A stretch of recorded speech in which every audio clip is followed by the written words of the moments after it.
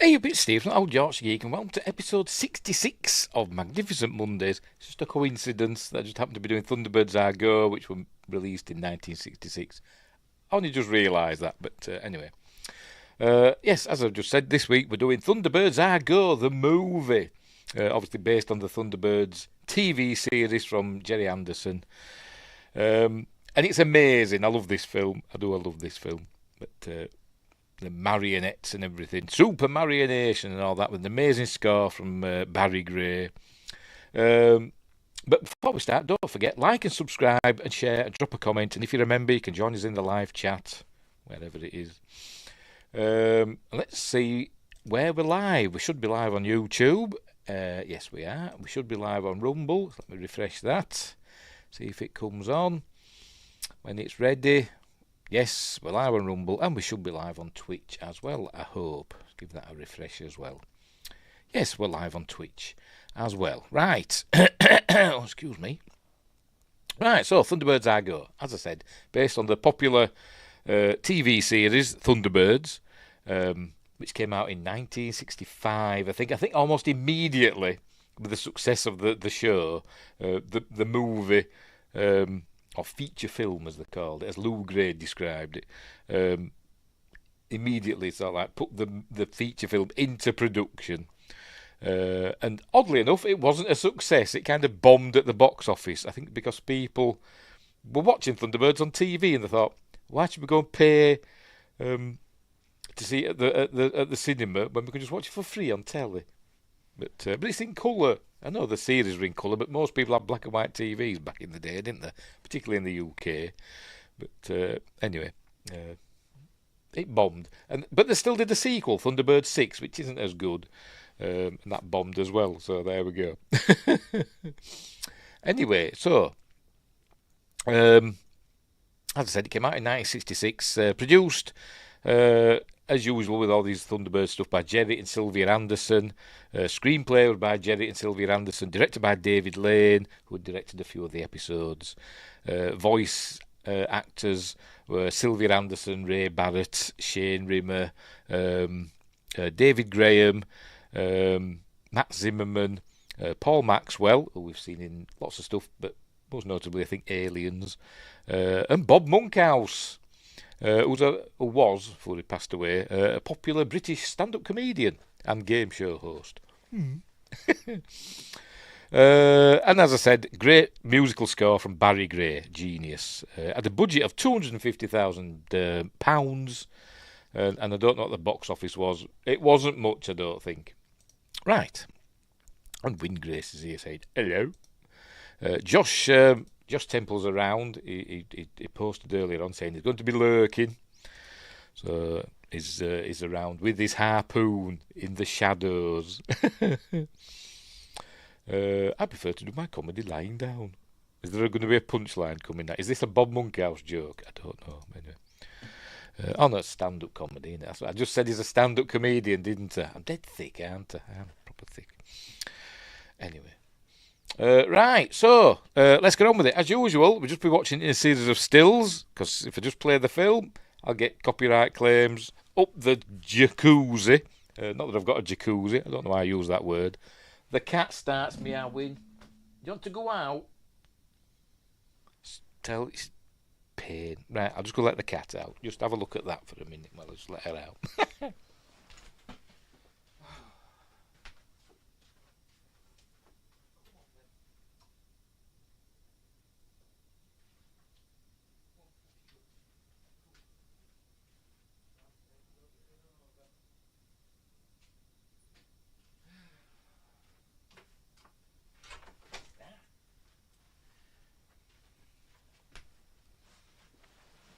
I'm back.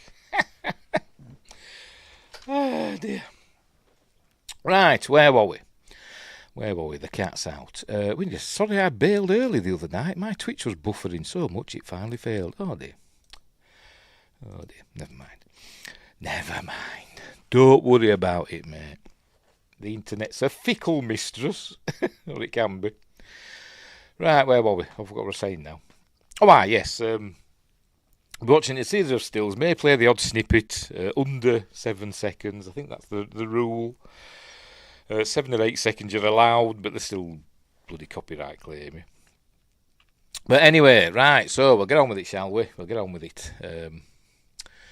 Right, I'll try and remember things I've learned. I watched it yesterday with the... hang on. Watched the Blu-ray yesterday. Great stuff. Lots of special features on the back. So I watched all the documentaries on it and watched it with the commentary from Sylvia Anderson and David Lane, which were pretty good, to be completely honest. So I'll try and remember the stuff I've learned, which I probably won't. Right, let's get on with it, shall we?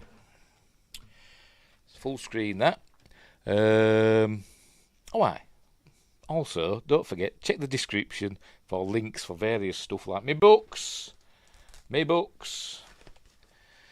Silent Predator, short horror novella about big cats eating people in the North Yorkshire village, a Mercury Rapids, light-hearted sci-fi action-adventure about UFOs and stuff. It's all a bit of fun. They're available on Amazon Kindle and paperback. Give them a whirl. Links in the description for stuff. Also links for merch, which I'm not wearing. I forgot to put a t-shirt on, but I have a t-shirt similar to this but different. What else? Patreon, my Patreon page and stuff like that. Or you can become a member, and if you become a member you can join in the live chat and also see early access videos and exclusive videos and all that stuff. Right, off we go. Right, I'll make myself titchy tiny and get rid of that so we can see the subtitles. Can never remember which one it is. Try that one. Yes, pick the right one. Right, off we go. I haven't shared the screen. I've been sat here for 30 minutes listening to music and stuff like that. I forgot to set stuff up. Bloody hopeless I am. Right, there it is. Oh, get rid of that. There we go. Right, off we go. And member hot tub streams. Well, I haven't got a jacuzzi yet. In the jacuzzi, I haven't got one yet, so...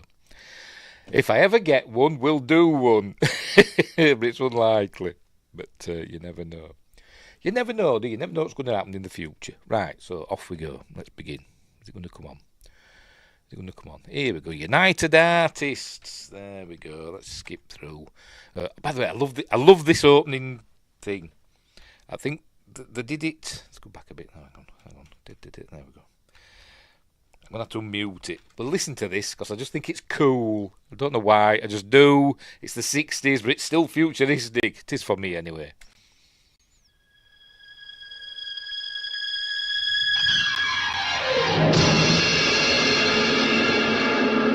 Sorry, I just get excited about the slightest things. Right, we're off. Thunderbirds, our go! Don't do that music, though, in this. So, Thunderbirds I go. Right, we're off. In Super Marionation. Like that. Oh, well, it would say that if I caught it right. There we go. Dear. Why is that doing that? Oh, I know why. Hang on. Bear with me. Video frame. I put it to stretch to window into for Horror Express to the night. Josh Tim says, I'm looking at building my own hot tub out of parts I had from older ones I had. we want pictures of you in the hot tub. Wingray says, my life goal is to build a Stargate hot tub in my backyard and hire Gary Jones to work there for a party as the DJ, saying Chevron 1 not locked. What did they say? I forgot the phrase now. Whatever. Yes, it would be cool. Anyway, so here we go. We're getting introduced to the characters and their vessels. Scott Tracy is the pilot of Thunderbird 1. If you don't know, Thunderbirds is the name of the craft operated by International Rescue, which is run by the Tracy family, founded by Jeff Tracy, former astronaut and billionaire, it seems. He had like an aviation company. And he used his money to secretly build International Rescue. He bought an island in the Pacific Ocean somewhere. It must be sort of like somebody's worked out from this film, because they mentioned the time in this film that said something like it's 11 a.m. on Tracy Island, and it's 4 p.m. In England, where Lady Penelope is. So they worked out that it must be in the eastern Pacific, somewhere off the coast of Peru or Chile. So that must be where Tracy Island is. Anyway, what was I saying? Jeff Tracy, he found Brains, the man called Brains. I've forgotten his real name, or it might not be his real name, but it is mentioned. Another name of his is mentioned, like Hackenbacker or something like that. A genius designer. He designed all the Thunderbird craft, the international rescue craft, and using his contacts in the industry, they built the craft, sorted out Tracy Island. Somehow, they built Thunderbird 3 and used that to get the parts up into space for Thunderbird 5, which we're going to see in a minute. And there we go. So anyway, and his sons, luckily he just had sons, 5 of them. They're uniquely qualified to do whatever craft they're in. So Scott Tracy apparently was a pilot in the United States Air Force, a distinguished pilot, and then he retired, but they're still quite young. But they achieved early. And so he's the pilot of Thunderbird 1, which is the mission control craft. It gets there first. It's the fastest of the aircraft, and it gets to the location, the emergency site first, and he sets up his control center, and he arranges everything. So that's what he does. And all the sons are named after astronauts, real life astronauts. So Scott is named after Scott Carpenter, who was a Mercury astronaut. I think, yes, a Mercury astronaut. So there we go. The Right Stuff. Named after the Right Stuff astronauts. Anyway, so next up, if I can press it right. There we go. Oh, for God's sake. There we go. Virgil Tracy, Thunderbird 2. Thunderbird 2 is the heavy lift. God knows how it flies. That's the heavy lift aircraft. But still somehow manages to be a supersonic vehicle, can go at like 5,000 miles per hour. But it's the slowest of the aircraft. But that's used for carrying all the equipment to the emergency site. And Virgil, I think he's got a degree in engineering or something like that. And he's named after Virgil Gus Grissom, who was a Mercury, Gemini and Apollo astronaut, but unfortunately died in the Apollo 1 fire, along with Ed White and Don Chaffee, unfortunately. So that's Thunderbird 2. Windgrace says it's powered by unobtainium. Apparently they're nuclear powered. I don't know how that works, but apparently they're nuclear powered aircraft, which is why they're supersonic. I'm not sure, because I thought basically nuclear power is essentially steam power, isn't it? You just use the nuclear energy to warm water up, don't you? Essentially. But anyway, whatever. Right, so what's next? Who's next? Right. For Pete's sake. Dun, dun, dun, dun. Alan Tracy, Thunderbird 3, he's the baby of the family. I think it's supposed to be about, at the time of this film, I think it's supposed to be about 22 or something like that. But he was a racing driver at some point, apparently. And anyway, he's the not the pilot, he's the astronaut, because he flies Thunderbird 3, which is the one that can go into space. So he sometimes swaps, not very often, with John Tracy in Thunderbird 5. So there we go. It's just a constant series of nuclear bombs exploding in the car. Probably. But anyway. Right, so, and here we go, there's Thunderbird 4, and there we go, Gordon Tracy, who's the Aquanaut of Thunderbird 4. I wonder if he knows Troy Tempest and Phones of Stingray.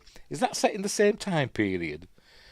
Because I think there's supposed to be, I think all the Supermarination series, particularly from Stingray onwards, are kind of connected in the same timeline. I know Thunderbirds and Captain Scarlet kind of is, isn't it? I'm sure it is. But anyway. So Gordon Tracy, there we go. Did I mention Alan? Alan's named after Alan Shepard. who was a Mercury and Apollo astronaut. It might have been a Gemini one as well. I can't remember. Hang on, let me check. No, Mercury and Apollo astronaut. I think he was the oldest man to walk on the moon. And he was the first American in space, wasn't he, Alan Shepard? Not the first to orbit the Earth, not the first American to orbit the Earth, but the first American in space. So there we go. And we see him, I think it's Alan Shepard that we see at the beginning of Enterprise. We see that astronaut, don't we, doing that cool thing at the beginning, don't we? I think that's Alan Shepard, but I could be wrong. Right, so, and Gordon Tracy is named after Gordon Cooper, who was I think a Mercury and Gemini astronaut, I think. Yes, he was. Who's really into UFOs. So there we go. First American in space on purpose. Yes, first deliberate American in space. And finally, John Tracy, who's the Thunderbird 5 space monitor, it says on the TV show. He's the oldest of the sons. Apparently he's got degrees in astronomy and stuff like that. He's written books on astronomy, so they stuck him up at the space station. They hardly ever see him. Poor John. Anyway. But I'm sure he has a whale of a time, and I bet that space station stinks, a fella by himself. Anyway. So there we go. Oh, and here we are, the London agent, Lady Penelope. There she is. In Fab 1, that's the name of her Rolls Royce. And apparently they weren't allowed to call it a roller or a Rolls. They had to call it the Rolls Royce. That was Rolls Royce's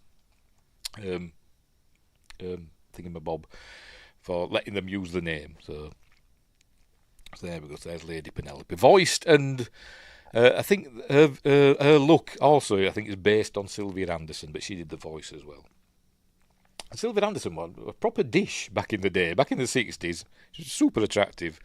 When you see her in interviews as she's got older, I'm no oil painting, but she hasn't aged well. But never mind. And then for some reason, there's Parker. And I forgot his full name. Something Aloysius Parker, isn't it? I can't remember his first name. Her butler, driver, bodyguard, etc. is an ex-con, but he's salt of the earth, and he's voiced by David Graham, and famously styled after a wine waiter from a restaurant that they went to, who was an old ex-military chap, and who obviously a Cockney trying to put on a posh accent, so that's where he gets his voice from. Would you care to see? You care to see the wine list, sir? Or whatever. I can't do the voice. Anyway, right. So off we go. And then we begin with a ship assembly that lasts like 10 minutes or something like that. They don't rush this film, but it's proper, boys' own gear porn. So we begin in 0X. This is a ship that's supposed to be going to Mars. By the way, it's supposed to be set in the year 2066, is this film. Actually, I think this part is set in 2064. I think this is actually before International Rescue started, because we have a time jump. So this is, I think, International Rescue began operating in 2065, I think. And this takes place before that, which is why we don't see International Rescue intervening here at the beginning. But anyway, with what happens. Right, so we get the usual Derek Meddings amazing models, but everything's all super complicated. There we go. The front door of this, hangar doesn't just open. They can't just do simple things like that. It all goes down into the ground. So when they built it, they had to dig a big, massive hole for the door to go down into. Never mind. Anyway, so down it goes into the ground, and here's the fella in the control room. Nobody walks about in Thunderbirds, or very rarely, because they could never get the walking about looking right, which is why it got the Mickey taken out of it, didn't it, in comedy shows and stuff. So essentially, they just have people riding things and or rooms, just entire rooms moving, or this whole thing's going to slide down into the ground in a minute. Anyway, here comes. The plane, well, it's not a plane, it's a spaceship, doesn't just roll out of the hangar. The entire hangar moves backwards. They're just making hard work for themselves, aren't they? Stargate got the walking right, thankfully. In episode 200, yes, they did. Anyway, so here it comes out of the hangar. There's a part of the 0X. Here it comes. And then once the hangar's rolled back for some weird reason, the plane starts moving. Then I'll call it a plane. It is a plane at the moment. So here it comes. 0X moving into position. This goes on for ages. It's ace. If you like this sort of thing, it's ace, and I like this sort of thing. Because Derek Meddings and his crew, their models are amazing. Like I say, it's 1960s, futuristic, and I think they still look amazing. I do. They still look amazing. So here it comes. That's just part of it. Then we get the lifting bodies appear now. There's 2 lifting bodies. The wings attach separately. So here they come. All super complicated. They all lifts up. Look, the things come out of the ground and lift it up as the back part goes on. And then this part comes out. But it doesn't just... They can't just, have a crane. They've got to have the crane come out of the building.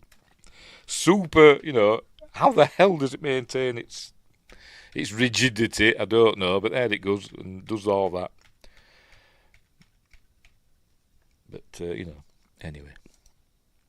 Was this even a movie or just a guys having fun time playing the accident? Well, yeah, that's what it is, isn't it? It's kids playing in it with their toys, with their models. Anyway, here it comes. This bit comes out. The top part of the lifting body.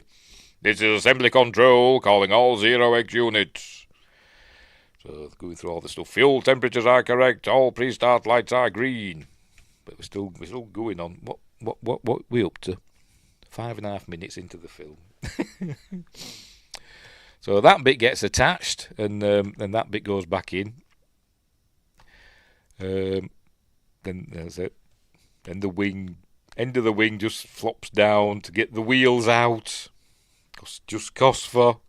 I don't know why he's got a map of his coal on there, but anyway, maybe he's in some digestive distress. Right, he's going to go down into the ground now. There we go, down.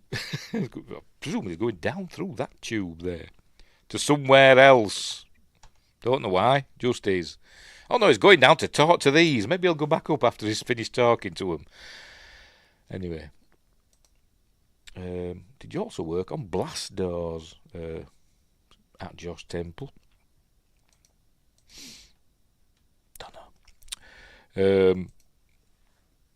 Josh Temple says he'll be lurking, so he might see that in a bit. Right, so he's going to talk to... These are the astronauts. There we go. Dr. Grant, Dr. Pierce, and there's the Dr. Grant and Dr. Pierce are on the ship. These are the pilots. One of them voiced by Bob Monkhouse, as I said earlier on. Here they are. I think this fella, Scott Tracy, according to Sylvia Anderson, his face was based on Sean Connery, and apparently this fella was as well. And you can't actually see it. He does actually look a bit like Sean Connery. But anyway. Right, so he's giving them the old pep talk, off you go. Space Navigator Brad Newman. Yes, sir. So anyway, so off they go, sliding into the thingamabob. This is the Martian excursion vehicle, which that goes on the front of 0X. So here they go. There you go. Off it goes. It'll go bombing across the tarmac now. And instead of just having a crane just lift it up, the whole ground, the whole ground just lifts it. There we go. Hang on, that's the front part. Hang on, pressing the wrong bit. There you go. The ground just lifts it up into place. It's all overly complicated. It's just an accident waiting to happen. Thank God we've got international rescue. Except we haven't for this bit, but never mind. And there we go. The front part goes on. That's the I don't know, to make it more streamlined, innit? And they jettison that at some point, or they would do. Right, so they're getting ready. Off they go. They start the engines and then turn them off for some reason. They're going to do it now. Here we go. start the engines, and then the engines cut off, and then it starts moving. I don't know how that works. But look at them wheels. It's a model, and it looks amazing. I love Derek Meddings' work.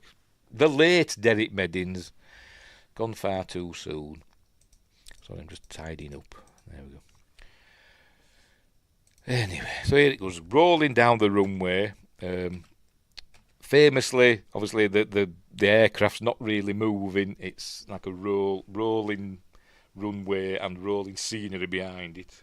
But it's real, and you can't see the strings. So off it goes, heading up into space. You can't. That's not a string. That's a. I think that is actually might be something on the on the negative. But never mind. Right, so off they go. There you go. The breakthrough Mach 1. We hear the sonic boom. But then we cut to somewhere in the bowels of the ship. Dun dun dun. In a minute. Dun dun dun. There he is. It's the Hood. Remember him, the baddie, the bad guy from Thunderbirds. He's there, up to no good.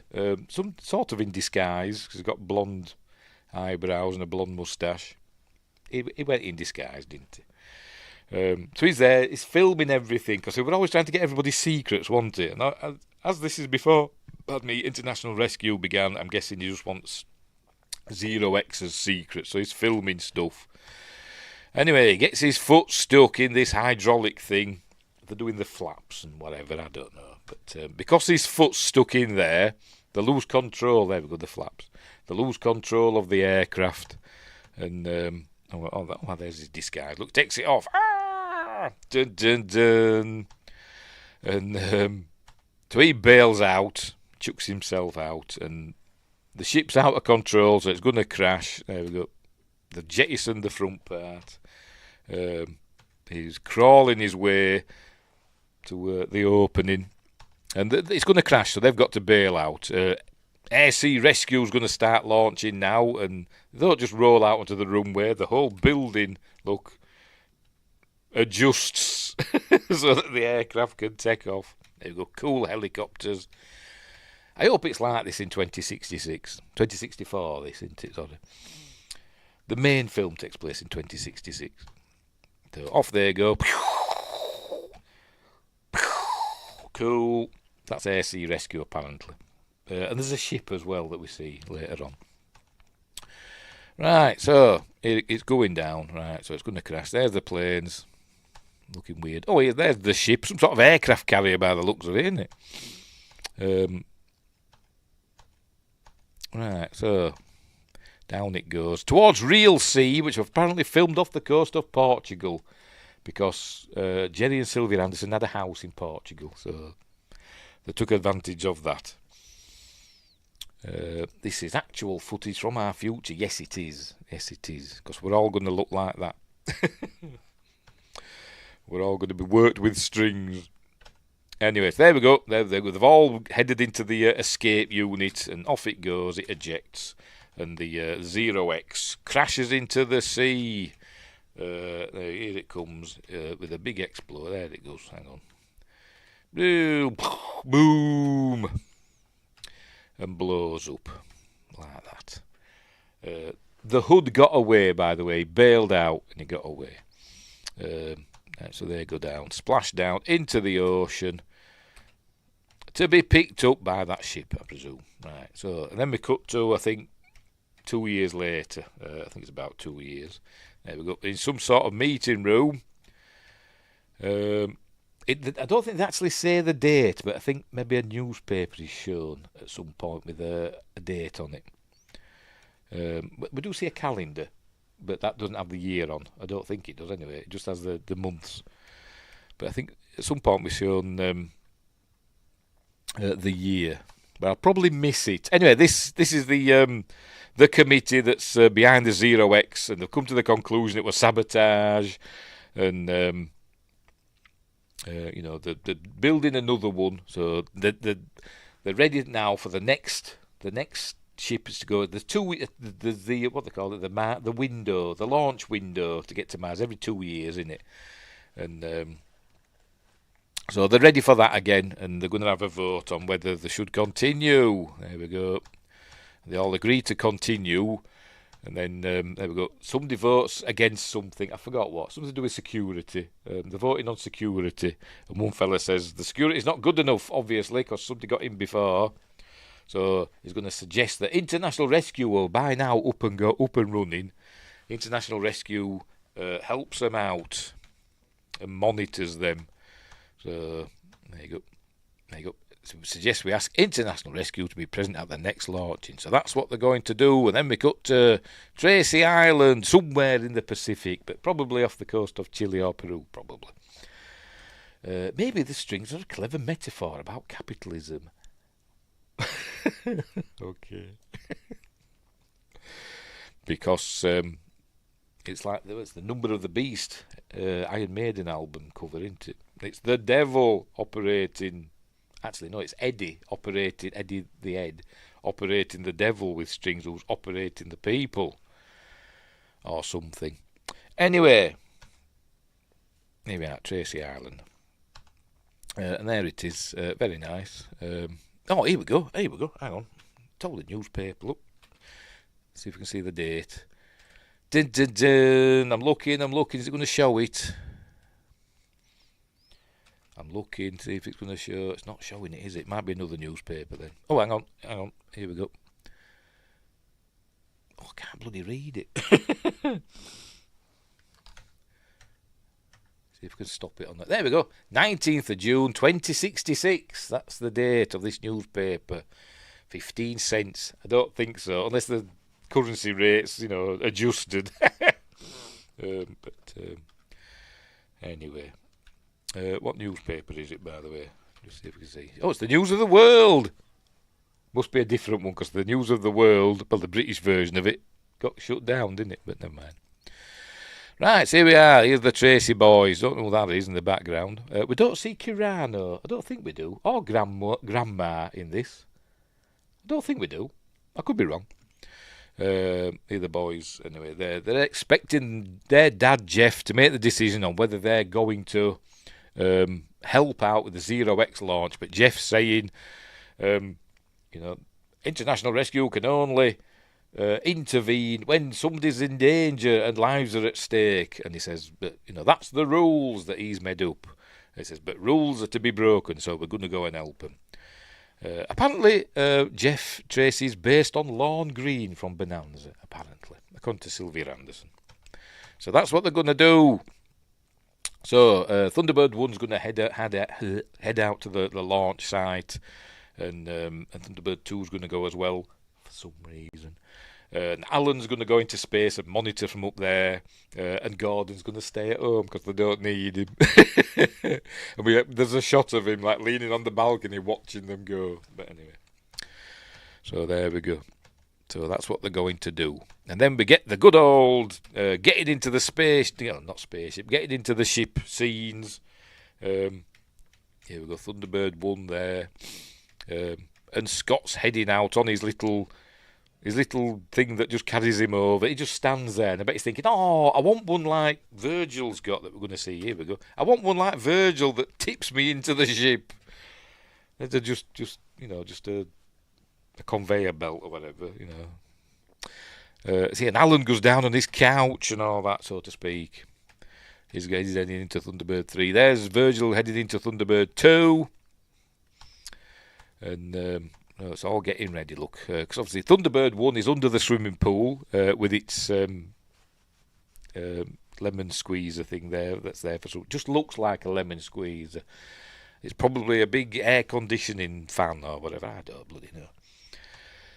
So, and there's Thunderbird 3 getting ready. There's Alan, look, arriving at Thunderbird 3. And Thunderbird 2's, which pod is it going to stop at? Remember, each week, do you think, I wonder what pod we're going to get this week? I think they only had 6. Anyway, there's Alan going up into Thunderbird 3. Hey, Thunderbird 1, ready to go. Thanks, Father. That's Shane Rimmer with the greatest voice ever. It's in case that life gives them lemons. Is that what it's for? Just in case. I wonder what all these are for. I'm looking at seeing if I can see anything recognisable stuck to the wall, apart from the lemon juicer. Anyway, so off it goes. heads off into the stratosphere, the fastest of the aircraft. Obviously, it's not as fast as Thunderbird 3 because that goes into space, doesn't it? But never mind. And here comes Thunderbird 2. I was watching it earlier on. I was thinking, don't they have like a ground crew? Aren't they like maintenance crews running about? Sworn to secrecy. You never see anybody else there. Or is his brain's that good of an engineer that it just needs minimal maintenance? I don't know, but anyway, here comes Thunderbird 2. And then goes Thunderbird 3, setting off. You think visitors to Tracy Island say, where's all these scorch marks around your house and your swimming pool? What's going on? Do you keep having fires? Yes, we do. And just don't put the palm trees there, But no, they've got to have them flopping down the palm trees for some reason.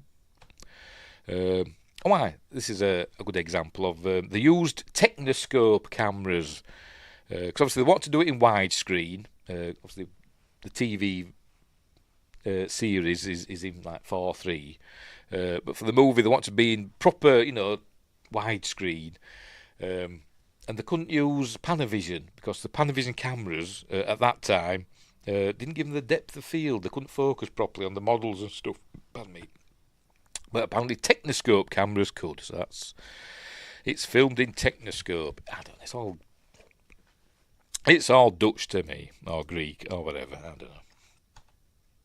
Anyway, it comes on its ramp, and off Thunderbird 2 goes. Cool. How the hell does it fly? I don't know. It's massive. There's little wings, or is it this spoiler or something that's creating the lift? I've no idea. Is it all just a lifting body and brains? Is that amazing at aerodynamics that it just works? I don't know, but anyway, so off it goes. There's poor Gordon. There we go, watching from the balcony, thinking, "Oh God, I never get to do anything. Why can't people drown more often?"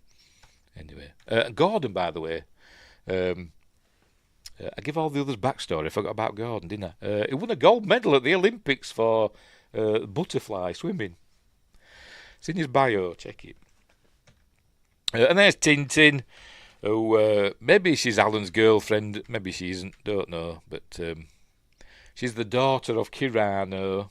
We don't think we're seeing this, and Kyrano is the half brother of the Hood.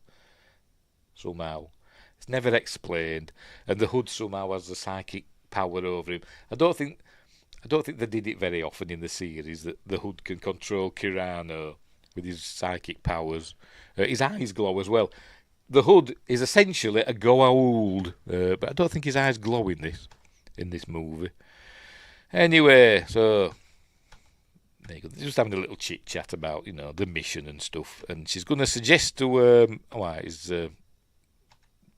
Jeff's going to get in touch with Lady Penelope at her mansion. She's got a full name and I can't remember what it is. Is it something Smythe? I've forgotten. I'm going to have to check now. Lady Penelope, come on, cast. That's it. Lady Penelope Crichton Ward. That's her full name. Right, so here we are at her mansion. Is that all, my lady? Says, yes, that's quite all, Parker. And then we cut to the famous inserts of real people doing things, because they couldn't have the puppets picking up things because it looks rubbish. We also in the Stargate episode 200 where they had Daniel Jackson drawing on the whiteboard. So they just did real people. And this isn't Sylvia Anderson for some reason. I don't know why not. It's somebody else doing this. Pouring the tiniest amount of milk for her tea. Or is it cream? It might be cream. Looks like cream, doesn't it? But she pours her tea, and then the teapot starts beeping. So this is Jeff contacting her. They did it in an episode, didn't they, where she's talking into her teapot. And for some reason she had visitors at the time. And they said, is she mental? She's talking into a teapot. But anyway. Right, so... yes, he wants Lady Penelope to fly over to the States and do her thing. What she's going to do, she's going to pretend to be a journalist, and basically plant a bug on the commander of the mission, so that they know where he is. So they must have a clue about what's going to happen to him. But spoilers, he gets kidnapped by the Hood, and the Hood takes his place. And so they must know, because they don't hand out. Well, we don't see him handing out these locator things to the other crew, just him. But anyway. So there she's going to hop on a plane, a supersonic jet, I imagine, to America, because that's where the launch is from. So there we go. FAB, Jeff. FAB doesn't stand for anything, unfortunately. It just stands for fabulous, because that was the cool it word in the 60s. But you'd have thought of something, wouldn't you? Like in Captain Scarlet, they had SIG, didn't they? Spectrum is green. So they could have thought of something for FAB, but I can't think of anything off the top of my head. But anyway. Flipping all bloody, I don't know.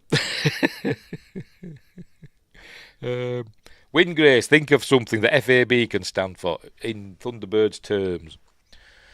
Anyway, right, so there she's calling him. Get the Rolls Royce ready. We're going to America. Anyway, Thunderbird 1's arrived. Thunderbird 2 arrives sometime later. Scott's probably been there for hours, just kicking back, having a cup of coffee or whatever, I don't know. But they're all getting ready. And anyway, here's the press conference with all the crew there, and that's the fella in charge. And Lady Penelope's there, pretending to be she's from a magazine. Why can't I think of that word? Pretending she's from a magazine. So, and then she says, "I'm going to send you a St. Christopher. My readers would be excited that you'll be wearing it during the flight." And he just goes, "Yeah, all right then."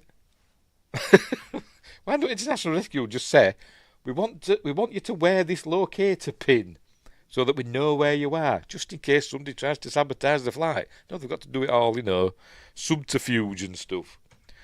Anyway, so here it is. Look, he gets it out. Look, there's a real hand, a very suntanned, smooth hand. But there it is. Please wear under lapel, because he'd put it on his lapel, so he wears under the lapel. But then when we see it later on, he's got a chain on his wrist. So, anyway. Right, so, here we go. 0X, they're off again. This is 0X, take 2. There we go, there's Thunderbird 3 in orbit. Cool effects. Right, so, what's happening here? Is this, this Lady Penelope waiting to do her stuff. She's monitoring the situation. There we go. See, the Silver Lady is turning around and doing stuff. By the way, at the premiere of the movie, they'd done a full-size mock-up of Fab 1, and Gerry and Sylvia Anderson, after the premiere, Gerry and Sylvia Anderson went out and got in it, and it drove away, and then broke down, so that to get out and get in a taxi. So there we go. So that wasn't a good omen for the movie, was it? Right, so they don't go through all the connecting bits up stuff again. But anyway. Right, so they know that there's trouble, because the St. Christopher is wearing. Obviously, they know where he is. He's not where he's supposed to be, so Scott's going to investigate. So they know that they must have handed them out to all the others, because I think she's saying number 5 isn't working, or it's negative, and so they know where all the crew is, apart from one of them. So they know that one of the crew is an imposter. So Scott's going to go in, and he says, there you go, Dr. Grant, are you okay? And then he does the old... It reminds me of Lieutenant Drebin in Police Squad, where he does the old... there's something about your face, and he pulls off his mask. Keep quite still, Doctor. It's just funny. There's something wrong with your face. He just pulls his mask off. Da-da-da! He's got a gun. Anyway, so he thinks he's made his escape, does the hood. So off he goes. So they've got to go away, but they know, because of the St. Christopher thing, they know that where he is. So they go and find the real Dr. Grant and get him back on the Zero X where he belongs. Meanwhile, the hood's trying to get away, and Fab One is in pursuit. So here they go. Look, the machine gun there shooting at him. Meanwhile, that's doing all its stuff. Assembly control, but hang on, where are we? Cool stuff. And then we've got to stop over here and say, oh, look, he's heading down to that. She says he's headed down to that motorboat. There he is. I just love models. They're ace, aren't they? Great models. I love them. So he's escaping on a boat, is the hood. This is where he's saying, so much for this St. Christopher giving me good luck, and he throws it on the floor. And we see, for Pete's sake, we see it had electronics in it. And we know it had electronics in it because they do the electronic sound effect of it going beep, beep, beep, beep, beep. Anyway, right, so they're chasing after the hood. And he's heading off. He's headed off in his boat in a minute. Hang on. There he goes. Off goes in his boat with its hydrofoils. But Fab 1, we learn, it's not a submarine, but I bet it could be if it wanted. There it goes. It's a boat. Look, and it can go on the sea, and it's got hydrofoils as well. So they're chasing after him. Chasing after the hood. But meanwhile, that's still building itself. But he's heading over here to this. There's a helicopter waiting for him. In that, and so he's going to. He gets into that helicopter and then starts shooting at him. Anyway, there you go. Starts shooting at Lady Penelope and missing. But they've got guns as well, so they shoot him down. There you go. Bit more to the right, oh son. And they shoot him down, and he crashes into the sea and explodes. And presumably that's the end of the hood. I think this is set in season 2, or sort of quite near to the end of season 2, I think, of Thunderbirds. There were just 2 seasons of Thunderbirds. I thought there were just 1, but apparently there were 2. But some have suggested, but Sylvia Anderson says it's not, that the bad guy in Thunderbird 6, who's called, I think, the Black Phantom or something like that, is the hood in disguise, because they use the same puppet, but give him hair. But Sylvia Anderson says it isn't. But somebody else, it might be David Lane, the director, he said it might have been, but Sylvia Anderson says no, and she's the boss. Probably even more so than Gerry, to be completely honest. But anyway. So the hood is dead. It blew up. But we didn't see a body. Right, so off they head back. The Zero X has taken off and it's flying off into the stratosphere. What a magnificent sight. So there it goes, it's heading up into space, or it will be in a bit. The lifting bodies detach. It was Professor Moriarty the whole time anyway. That was young Sherlock Holmes, wasn't it? Spoilers. I haven't seen that for years. I'm going to have to dig that one out. Anyway, so off it goes. So they detach the lifting bodies. There's Thunderbird 2. Can't carry on any further. They're entering rarefied atmosphere. They're getting ready to hand over to Alan in Thunderbird 3. He's ready. But they're going to detach the lifting bodies. They detach and fly away, and they detach the nose cone part, thingamabob. And then they're going to go to the rocket engines and head up into space, leaving Earth's atmosphere. There, the front part goes as well. Off it goes. I presume they're all recoverable, because I bet Elon Musk had something to do with this.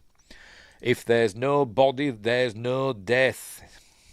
Exactly, particularly in science fiction, yes. So he could be still about somewhere. Every time you say detach, I assume you will follow it with nacelle. Sigh. you had to go there, didn't you, Wingrace? Detach nacelles.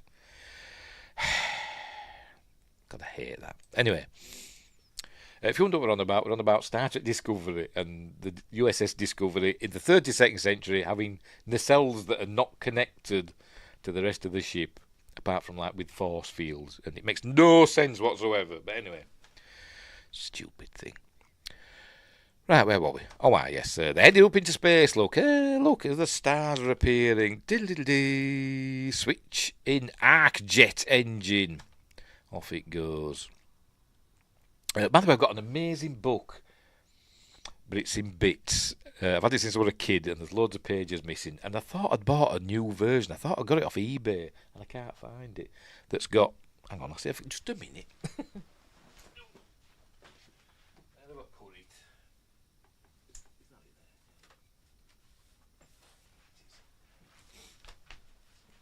Yeah, here it is.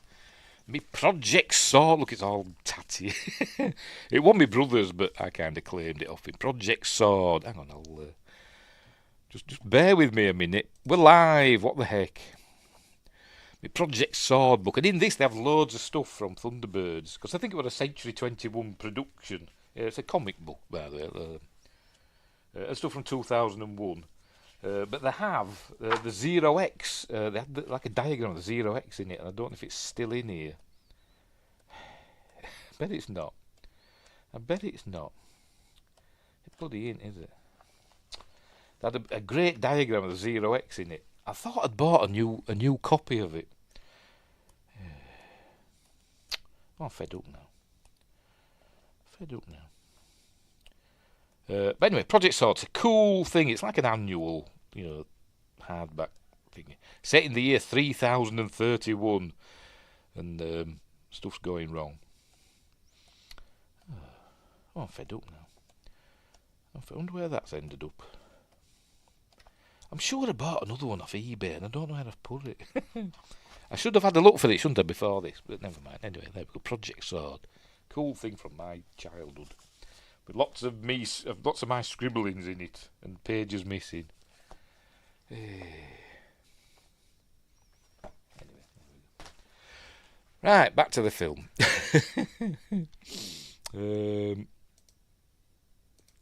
Where were we? Wingrace says, do do do do do do do do do. Right, Thunderbird 3 can see Zero X. It's on its way to Mars. It's on course, accelerating to 100,000 miles per hour. Wow! And she'll get to Mars. I think is it 6 weeks or 9 weeks? I can't remember. So off they go. There's Scott's telling him there was a sabotage attempt, but they sorted it out, and everything's hunky dory. Right, Thunderbird 2's landing. Lady Penelope's heading back, and she tells Scott and Virgil that they're going to head to the Swinging Star, a nightclub that's in town. That's where they're going to go, and so they're going to have a cool time there. And Jeff Tracy's not very happy about it when he hears Alan returning back to Tracy Island in Thunderbird 3. There you go. They're off to the Swinging Star, Father. It's some kind of nightclub. And he's like, what the? But, whatever. And Alan wants to go as well, and Tintin, but it doesn't allow him. It says somebody's got to stay here and look after things. So they say, okay. And so Alan's fed up, so he's going to go to bed. There he is. He goes to bed, and he's going to have a dream. We're going to have a dream sequence. Oh, is that the whole... Oh, was it Girl from Ipanema? Oh, right, okay. Do do do do do do do do do do. Is that what it was? Oh dear. Anyway, Alan's going to have a dream sequence now. So he's going to go to the Swinging Star in his dreams. I hate this bit of the film. It's awful. It is a terrible part of the film. But anyway, so off he's going to go. I've no idea what this is. What's he in here? Why is that there? But anyway, he's in his top hat and tails. He's waiting for Lady Penelope. Here she comes in Fab 1. That's going to go into space. Because you turn right past Mars. So off they go to the swinging star. Remember, it's a dream sequence. There it is, with parking for 1 million cars, apparently. It says somewhere. There we go, space for 1 million cars. They must be parked by parking meteors. I got that joke off Blake 7 back in the day. Right, so here they are. They've arrived at the swinging star. And if you notice, they're the only ones in colour. All the background characters have all been painted black and white. And they don't move. They're either cardboard cutouts or just puppets just sat. They don't move at all. But anyway, they're going to enjoy it. Here we are. It's the Shadows. It's 2065, for God's sake. But they're here, the Shadows. Don't ask me who they are. But the puppets are based on the actual Shadows, and everybody knows Hank Marvin. Don't ask me who the rest of them are. They're playing a song. I think it's called Lady Penelope. It's an instrumental. So they're playing that. They're way out, she says. And so they're doing that. So what's he doing? Is this supposed to be sat on a... Oh, he's supposed to be sat on a stool, isn't he? I thought he was doing something weird then. But they're playing away, and apparently the instruments they're playing are based on the Shadows' actual instruments at the time. I don't know. I wasn't a big Shadows fan. But don't worry, because Cliff Richard's going to arrive in a minute. Parker's having a snooze. Why would you have a dream and show Parker having a kip? But I don't know. But anyway, here comes Cliff Richard Jr. in 2066. I know Cliff Richard's immortal. If you don't know who Cliff Richard is, by the way, he's a popular British singer.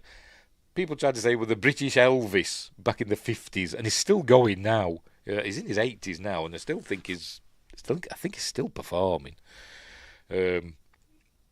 But he's never. I don't think he's had any kids. So there's talk that that I don't know if he were gay or whatever, but he was in a relationship with a tennis player, wasn't he? Was it Sue Barker who were in a relationship with many years ago? But I think it's since come out. I don't know. Or maybe he's just asexual. I don't know. But he's supposed to be religious. He does Christmas songs every year, Christmas singles. But apparently he had a kid called Cliff Richard Jr. who hasn't aged at all, unless Cliff had some of his seed frozen and and he was born, in like 2030 or something like that. I don't know, but anyway, this is Cliff Richard Jr. and they're going to sing a song. By the way, Gerry and Sylvia Anderson, they met Cliff Richard while they were in Portugal. I think he had a house there as well, wherever they were in Portugal. And they became friends with him. And they said, do you want to do a song for this film that we're making? And he said, yeah, of course. And we'll do puppets of you all. He might be, yes, a clone, maybe. Yes, he could be a clone of Cliff Richard. Calling himself Cliff Richard Jr. What was I saying? And he said, yes, we'll do puppets of you and everything. So anyway, so he's singing a song. We'll have a little listen. If I press the right bloody thing, I'm on the wrong screen, aren't I? There we go. I feel you are cheating me. Then you. There we go. Hi, pop pickers. Not pop pickers. That's Fluff Freeman, isn't it? Just goes, hi, fans. Anyway, so there we go. So he sings a song, there we go, and lots of, like a song, music video and all that. Mars will go to war and all that, and there he's driving them about. Lots of dream imagery and music video imagery, blah, blah, blah. This is the age before music videos. But remember, it's Alan's dream, and he's going to fall out of the swinging star in a minute. So they all applaud, and then he gets a call, as Alan. He's got to head back straight away. There we go. On his wrist phone thing, and apparently this circular part is about a foot across, about that big. And they made a massive wrist. They didn't need the rest of the hand. Just a massive wrist with this on. I think it had a bit of blue screen on so they could superimpose Jeff Tracy there. But anyway, and it's at it's not laying down. It's not like that. It's not looking. It's actually upright. Anyway. So he gets called back. So they got to head back, and then they head back to Fab 1. Here we go. And then for some reason, they go, mind the gap, my lady. And then she says to Alan, mind the gap. Has Alan had something happen, on the London Underground or something? 'Cause that's what they said, don't they? Mind the gap. You ever seen that film Deathline? I think that was from 1972, I think. That was a weird film. Mind the gap. Anyway, but he falls. There he goes. He doesn't mind the gap, and he falls. And then, we see this bit here is falling down to Tracy Island. They actually tried to film an actual island. Again in Portugal, they found a little island, and they actually went up in a helicopter and had the helicopter circle down towards the island, and they could never get it right. So they just did a model. They just did a model of Tracy Island and did it that way. And then Jeff goes in, and there must hear a thud. And says, Alan, are you okay? Say, I guess I fell out of bed. Then there's a passage of time. 2 years later now, ish. No, it's not 2 years. 2 years later before, wasn't it? The launch and stuff. Was it 6 weeks later, 9 weeks later, whatever. They're getting to Mars. Is Zero X. But they're all having fun by the pool. Here we see. Hang on. Tintin wants them to go for a swim, and Gordon pops up. Here he comes. Because remember, he's an Olympic swimmer, an Olympic champion, no less. Anyway, they're all saying, I wish John were here. He says, someone's got to man the space satellite, so he's up there in space, all by himself, in uniform. I'd be saying, sod the uniform, there's nobody else here. I'd be walking about in my undie plugs. My undies and socks, because you've got to keep your socks on. Anyway, so he's keeping an eye on things, is John. See, they've safely landed on Mars. And, 6 weeks. 6 weeks it took them to get there. So, right, here we go. We're on Mars now. I don't know why they didn't make it red. I mean, everybody knew it was red, didn't they, back in the day? You can see in the sky it looks red. But they didn't do. And we know now it's not really red. It's kind of brownish, isn't it? But so maybe this is accurate. And I'm guessing this is night on Mars. But anyway, so here it comes. What's that? That's weird, isn't it? But here comes the MEV, the Martian Excursion Vehicle. Here it is. And I think we see this again in Captain Scarlet, at the beginning of Captain Scarlet. And I wish they'd made this kind of a pilot episode for Captain Scarlet. Because it's kind of similar to what happens at the beginning of Captain Scarlet, when they destroy the Mysteron city. Or they should have had a little nod to the Mysterons. I know they probably didn't know they existed at this point. They hadn't thought of it at this. But in hindsight, they should have put a couple of little circles going across the landscape. Anyway, right. So they've arrived on Mars, and they're checking see if there's life and all that stuff. And they want to know. They see these mysterious rock formations. Is it going to show us? There we go, strong rock formation. There was some in front of them there, look, and there's weird spiral rock formations. And he says, well, maybe meteorites punctured the crust of Mars, and lava came out like toothpaste from a toothpaste tube. And but it says, that's just a guess. And so we'll just destroy one. We'll shoot one and destroy it and get some samples, because they just think they're rock. So that's what they're going to do in a minute. Because it's got to have a gun on it, hasn't it? So they shoot one. Here we go. I'm going to shoot that one. So it's going to have to climb all the way up there, isn't it, to go get that? There we go. Shoot it. So it says, right, I get my spacesuit ready. But then the camera pans across. Diddle-diddle-doo. Dun-dun-dun. I don't want to miss it, you see. There we go. Oh, it's moving. They're alive. They're not rocks. They're aliens. They're called rock snakes or something, I think. and I'm not exactly sure how they work. Does it tell us on Wikipedia? Does it describe them? Where are we? I'm looking at the wrong thing. The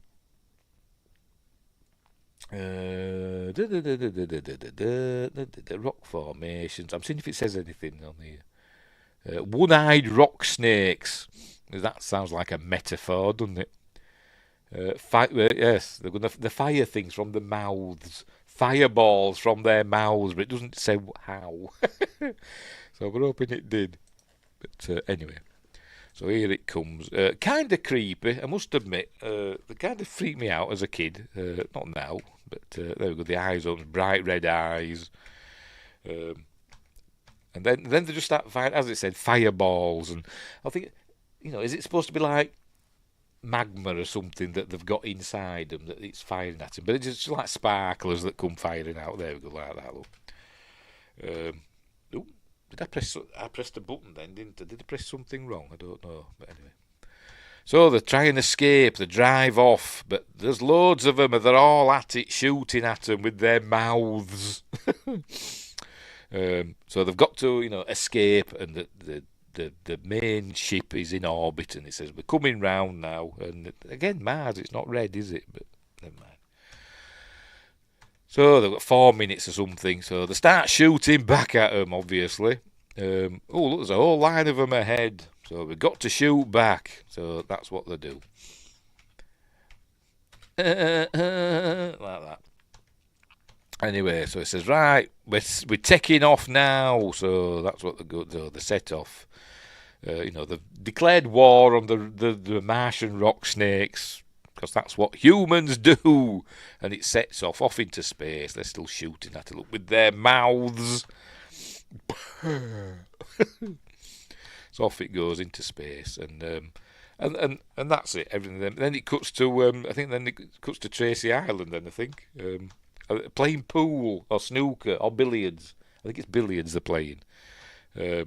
Just all of a sudden, all systems here appear to be at green. Bang. Well, then we're on the green, or the bays. I think they're playing billiards, because there's 2 white balls and a red ball. That's billiards, isn't it? So they're saying, oh, well, at least they escaped. I wonder what those rock snakes were. It were an excuse for an exciting sequence in the film. That's all there was. So they're on the way back now. So, it's life not as we know it. So, luckily, just above the score, the billiard score, don't ask me how billiards is scored, I have no idea. There's a calendar, and it's Friday, the somethingth of August. Is it 30th of August? So it says, so that'll take them 6 weeks to get back, so they'll arrive back. Or is it 9 weeks, whatever. To get here, so that'll take 6 weeks. So it'll take them. It's 22nd of July now. We said 3rd of August before, didn't it? Hang on, I'm going to go back and check that. Yeah, it says 3rd of August there. And then suddenly, it's the 22nd of July. Coughing now. I'm getting that angry. Turn it off. Stupid film. Gem. Anyway, so it says that'll be here by, I don't know, 2nd of September or something. There we go. And it's only July, August, September. It's only 2 months. Let's say 6 weeks, isn't it? But the calendar goes mental. It's not the time machine, is it? It's not George Pal's The Time Machine. They're not heading to the year 803,000, whatever it is. Anyway, so they arrive, and so they're back at Earth now, ready for re-entry. So everything's going swimmingly. So here they come, firing the retros and stuff, slowing them down, and everything's going okay. And the lifting bodies are heading up to attach to help them fly back down. But something goes wrong. I think the first one attaches okay. Here it comes. There it is. But something goes wrong with the second one, and it does something. Something goes wrong with it. There we go. And it crashes and blows up. Oh my God! So, obviously, it's out of control again. But not by sabotage this time, just by an accident. So, luckily, it's a slow crash that they're having. I think they've got like 30 odd minutes. So, international rescuers, 30 odd minutes to get there. And they can't escape. Something's happened with the launcher thing, the escape pod. There we go. Locking gear was damaged in the collision, so they can't use the escape pod for whatever reason. The international rescuers got to head out to help them, and this time everybody's got a job to do, even Gordon. So Scott's going to head out in Thunderbird 1 and go to the base and do his control centre and stuff to make him feel important. But the real work is going to be done by Virgil and Gordon and Alan in Thunderbird 2. So they're going to set off. Yes, Gordon, you'll be needed too. He goes, yes, sir. So he's excited because he's doing something other than Thunderbird 4, which we don't see in this, do we? Apart from at the beginning. Right, so off they go again. Look, passengers. I think Brains. Yes, Brains goes with Scott in Thunderbird 1. It's going to show it. There we go. See, he's sitting in the back. Look, it's got a rear seat as Thunderbird 1. Cool. With his gas meter or whatever it is there. Right, so that's it. It's in a. It's crashing slowly. Is the 0X. There you go. 35 minutes, and it's heading for a town called Craigsville with a population of 4,800. So they've got to get. They've got to evacuate that town. Anyway, so what they're going to do, Thunderbird 2s, they're going to fly underneath it. They ask, when they get there, they ask them to open up the, drop the landing gear. That's what I'm trying to say. When they get there, and they're going to send a man on board to basically rewire the thing for the escape pod. So that's what they're going to do. So it soon catches up, because it's only going at Mach 1 now, by the way. That's why it's crashing so slowly. It's only going at Mach 1. And as we know, Thunderbird 2 can go at 5,000 miles an hour, which is, I don't know, Mach 8 or something. I don't bloody know. Yeah, I think it is about that, actually, isn't it? But anyway. Right, so that's what they're going to do. Right, so there's Gordon at the controls of the cable that is going to fire at the 0X. So here we go. Here comes the lower the nose wheel. So here it comes. Cool stuff. Here it comes. All models, no CGI in this. It's amazing. So here comes Thunderbird 2. How big 0X is. We all know Thunderbird 2's massive, don't we? How big 0X is. So he's getting ready, he's Gordon. His hair's all getting flapped about. I think he'd have goggles on, wouldn't you? But anyway, so if there we go, fires it. There we go. And now Alan's going to go on board now. It's a bit like that bit on Star Trek Enterprise, where the Enterprise and the Columbia, that to transfer trip from the Columbia back to the Enterprise on a cable, didn't they? So that they were flying at warp, that to transfer him on the cable. It's a bit like that, but different. So off he goes. Whee! And he goes into the 0X. So he's going to do his stuff now. There we go. Brains is telling him what to look for. He's got to there. EUC. There we go. He's got to find that junction box, which he does. There you go. They're sending people into the escape pod ready for when it's fixed. Right, so he's getting into the real hands look. There we go. So basically, he's got to take those screws out there and take them yellow wires out and put them in there, and it'll fix it or something. Anyway, make sure we're still going. By the way, I've been here wittering away, haven't I? Yes, we are. Everything's hunky-dory. Right, so that's what he's telling him. He's got to do that. And they go, direct link, green to yellow, all the way down the bank. So that's what he's got to do. Or yellow to green, more likely, because he puts... Well, I think he does. I think he puts the yellows into there, not the greens into whatever. Anyway, so he was taking all the screws out and doing all that. And they've got to keep flying steady. They can't use the autopilot, apparently, because the pilot says he can keep it more steady than the autopilot. But anyway, they're running out of time. They've only got a minute left, look, and the ground's getting very close underneath. Old Craigsville, and even Virgil tells Gordon to let out some line, because they're getting that low. He's got to fly up at this, got to get alongside the 0X, which is what we see there. Oh, well, we would have done if it had shown us. Yes, there he is, still doing his stuff. It's nearly done. Oh, he drops his tool, but he manages without it, and do it just in time. Oh, the engine's going to blow up now.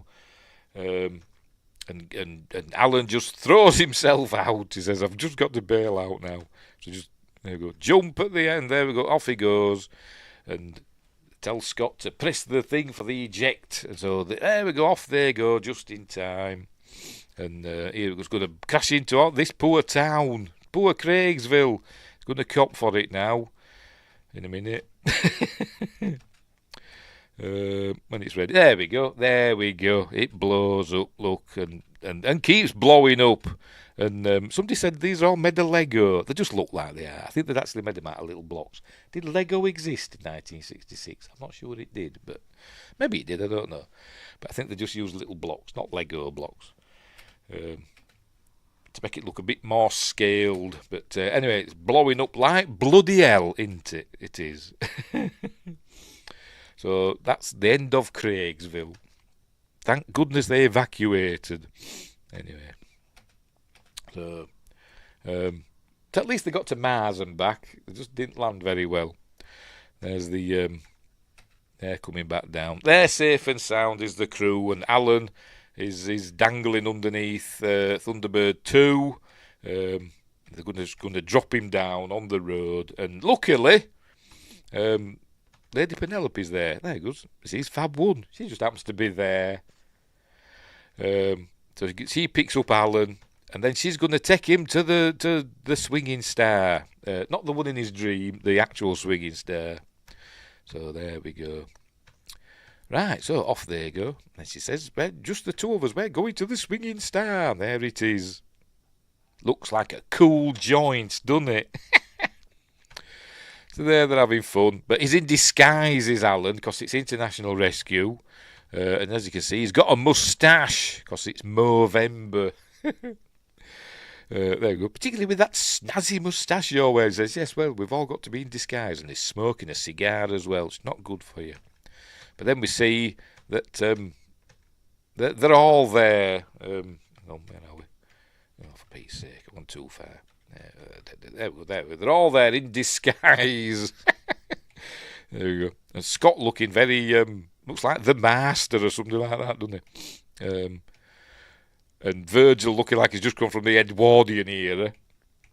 And there he is. And Brains is in disguise as well. He hasn't got his glasses on. He says, even though I can't see, because he hasn't got his glasses on. And Tintin's there as well, in a red wig.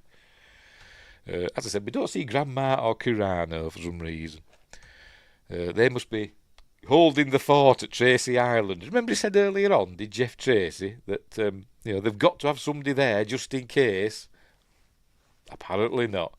But they've got Grandma and Curano there, haven't they? Or maybe Gordon's there. Or is he? I don't know. Did we see Gordon? Let me look back. Maybe they've left Gordon there. There's Virgil. There's Scott and Jeff. I don't see Gordon.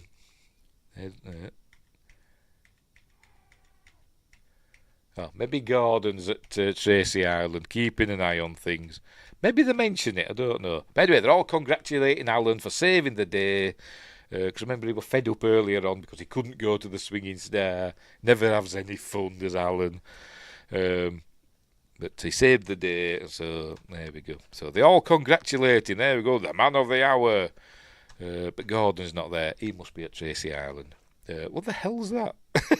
Don't know. But anyway. There we go. To Alan. Hang on.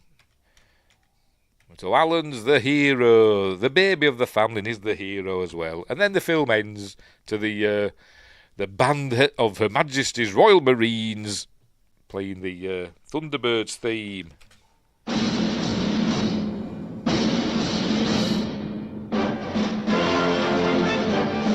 There you go. Over the end credits, which is cool. So there we go. And they enjoyed going out and filming something in real life for a change. Another little inserts, but they do, with real people. But they liked filming this, and there we go. They spell out the end. Look, Martian sequences filmed by Century 21 Space Location Unit. I've not actually noticed that before. None of the characters appearing in this photo play intentionally resemble any persons living or dead, which is a lie. They based some couple of them on Sean Connery, didn't they? Since they do not yet exist, released through United Artists. So there we go. And that's it. That's the end of Thunderbirds Are Go. I love that film. Unashamedly. It's amazing. It is. And it was a couple of years later, they did Thunderbirds 6, which wasn't as good. The design, Brains designed. I think Jeff said, we need another Thunderbird for some reason.